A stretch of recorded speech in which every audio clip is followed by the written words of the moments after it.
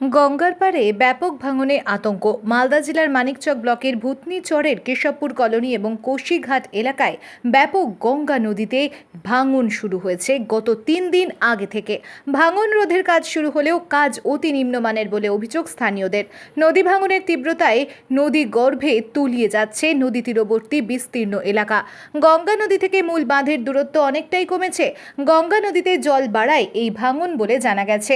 নদী ভাঙনের এমন পরিস্থিতি নিয়ে বেজায় ক্ষুব্ধ নদী তীরবর্তী বাসিন্দারা।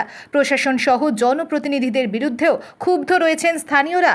ভাঙন আটকাতে দ্রুত কোনো স্থায়ী পদক্ষেপ না নিলে গোটা ভূতনি আগামী দিনে নিশ্চিহ্ন হয়ে যাবে, এমনটাও আশঙ্কা করছেন স্থানীয়রা। আজ রীতিমতো এলাকার সাধারণ মানুষরা গঙ্গার পাড়ে এসে বিক্ষোভ দেখায় নিম্নমানের কাজের বিরুদ্ধে। অভিযোগ, প্রতি বছর নিম্নমানের কাজ করে চলে যায় ঠিকাদার, ফলে গঙ্গা ভাঙন কোনোভাবেই রোধ করা সম্ভব হয় না। তাই স্থায়ীভাবে কাজের দাবি তুলেছেন স্থানীয়রা। প্রতি বছর কাজের নামে শুধুমাত্র হরিল লুট চলছে, মাটির বস্তার কাজও রয়েছে দুর্নীতি। এইভাবে কোনোভাবেই গঙ্গা ভাঙন আটকানো সম্ভব নয়। আরও অভিযোগ করেন, গত বছর 100 মিটার বাঁধ নদী গর্ভে চলে গেছে। এবছরে ইতিমধ্যেই 100 মিটার বাঁধ নদী গর্ভে চলে গেছে শুরুতেই। ফলে আগামী দিনে ভবিষ্যৎ কি রয়েছে প্রশ্ন রেখেছেন স্থানীয়রা। ক্ষুব্ধ বাসিন্দারা প্রশাসনের দ্বারস্থ হওয়ার হুঁশিয়ারি দিয়েছেন। প্রশাসন ব্যবস্থা না নিলে আন্দোলনের পথ বেছে নেবেন বলে জানান। রাতের পর রাত আতঙ্কে কাটাচ্ছেন কালুটন টোলা ও কেশবপুরের বাসিন্দারা। ভালো কাজ করো, না হলে ঠিকাদারি করো। ভালো কাজ করো, এবারে কাজ করছেন, একবারও থামছে না। বারে কাজ করছে, একবারও থামছে না। যদি আপনি না পারেন তাহলে আপনি বাদ দেন। নিম্নমানের কাজ বন্ধ করো। স্থানীয় কাজ দু জায়গা ওই জায়গাতে আছে, 4-5 জায়গায় এই জায়গাতে হয়ে গিয়েছে। বুঝলিতে গোটা তো জল হয়ে যাবে, এর কোনো ব্যবস্থা করছে না সরকার। হ্যাঁ, এই কালো বড়া ধোলো বড়া দিয়ে দিয়েছে, আর ওই গুন্ডা গালা লুটে লিছে টাকা গালা। আচ্ছা, এই যে ফাটল জল বাড়লে গোটা সমস্যা ডুবে যাবে, সব ভূতনি ডুবে যাবে, ভূতনি বাঁচবে না। কি করবেন তখন আপনারা? সরকারের উপরে আমরা করছি আবেদন যে সরকারের উপর ব্যবস্থা করুক, বাঁচবার কোনো রাস্তা করুক। যেরকম আগে থাকছিলাম ওই রকম থাকি। হ্যাঁ, ভূতনি না তো গোটা বেরবাদ হয়ে যাবে। কোথায় নিয়ে যাবো গরু মাল, কোথায় নিয়ে যাবো? ভাঙনের পাশাপাশি 3-4 জায়গায় 4-5 জায়গা শুন আছে, গোটাই ফাটা আছে, কোনো ব্যবস্থা আর করছে না। ওই সারাদিন যে বড়া ফেলছে, বড়া আতঙ্কে আছে, হ্যাঁ ভয় লাগছে। ভয় লাগছে না, রাইতে তো আমরা ঘুম পাড়তে পারছি না। রাইত মানে এই বাদে আমরা ঘুরছি যে কোথায় কি হলো, না চেঙ্গা লিপা চালিয়ে ভাগবো, কোথায় না যাবো, কোথায় জমি নাই, জায়গা নাই, কাগজ কিছু নাই, কি খাবো, কি রাখবো। সীতারাম। গত বছর যেখানে ভাঙনটা হয়েছিল, যেখানে বাঁধ ভেঙে গেছিল প্রায় মোটামুটি 200 মিটার, সামনে বছর তো ওখান থেকেই কাজটা চালু করা হতো, কিন্তু ওখান থেকে না করে ওই বিপরীত সাইড থেকে চালু করা হয়েছে। এখন কেন বিক্ষোভ দেখালেন?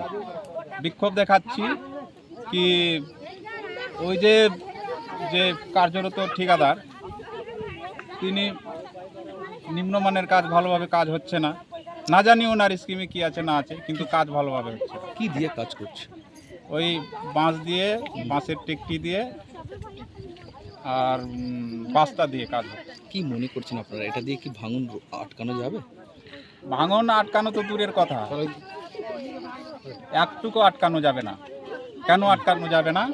কি যেখানে ভাঙন আছে, গত বছর যেখানে ভাঙছে, জল কমার কারণে ভাঙনটা থেমে গেছে, ওখানে কাজটা আগে বাস্তা হোক বা যাই হোক দিলে একটু ভাঙন থামতো। কিন্তু রাজ্য সরকারের টাকা, মাননীয় আমাদের মুখ্যমন্ত্রী শ্রীমতী মমতা ব্যানার্জি এগুলো টাকা দিচ্ছে, সরকার কোটি কোটি টাকা দিচ্ছে, কিন্তু টাকাটা ঠিকঠাকভাবে ব্যবহার হচ্ছে না। এখানে কারা নইছই করছে? ওই ঠিকাদারের যতটা কাকে নিয়ে ওরা কাজ করছে। হ্যাঁ, আমাদেরকে গ্রামবাসীকে কোনো সাজেশন দিচ্ছে না, ওরা কাজও দিচ্ছে না আমাদেরকে গ্রামবাসী। এইভাবে যদি কাজ হয় আপনাদের মনে মতো, তো আপনারা কি করবেন? আমরা বিক্ষোভ করব। আমাদের জমি জায়গা বাস্তব ইটে সব তো কেটে যাচ্ছে, কোথায় যাব আমরা? যেখান থেকে কাজ হবার, যদি এভাবে চলতে থাকে তাহলে আমরা এই যে মানে নিম্নমানের কাজ বন্ধ করাবো আমরা গ্রামবাসী মিলে। আমরা ঊর্ধ্বতন কর্তৃপক্ষকে আমরা জানাবো এগুলো ব্যাপারে।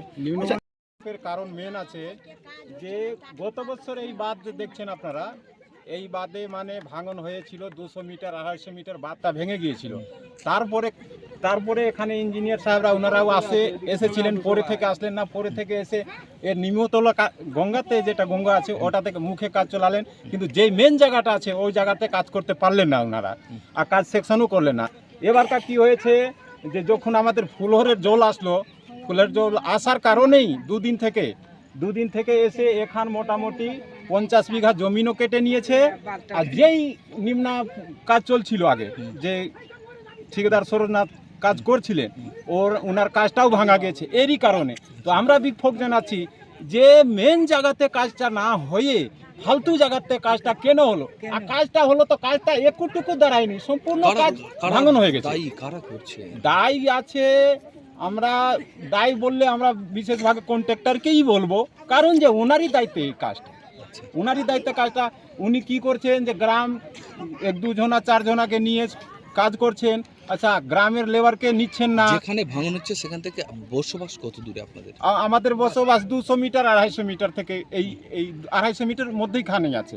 কতটা আতঙ্কে আছেন? ভয়ে? আতঙ্কটা কালোটনটলা মিলে 100টা পরিবার আতঙ্কতে কি আছে। কি ভয় লাগছে? কি ধরনের ভয়? কোনটা আছে, কাজ তো অন্য দিকে করছে, কাজের কোনো মূল্য নাই এখানে।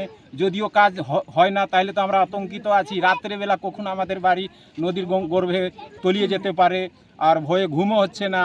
আমরা বললাম, এসেছিলেন ওনারা, বিডিও সাহেব এরা এসডিও সাহেবরা, ওনাদেরকে আমরা বললাম যে স্যার আপনারা একটু দেখেন, তদন্ত করে, না হলে এমার্জেন্সি কাজ দেন। তো আমাদের তো আজকে 2-3 দিন হয়ে গেল, ওনাদের কোনো খবর নাই। তো আমরা যতটি এখানে পরিবার আছি 100টা 120টার মধ্যে কারো মানে শান্তি মনে বাস করতে পারছে না। আমার নাম গিরবল মাহাতো।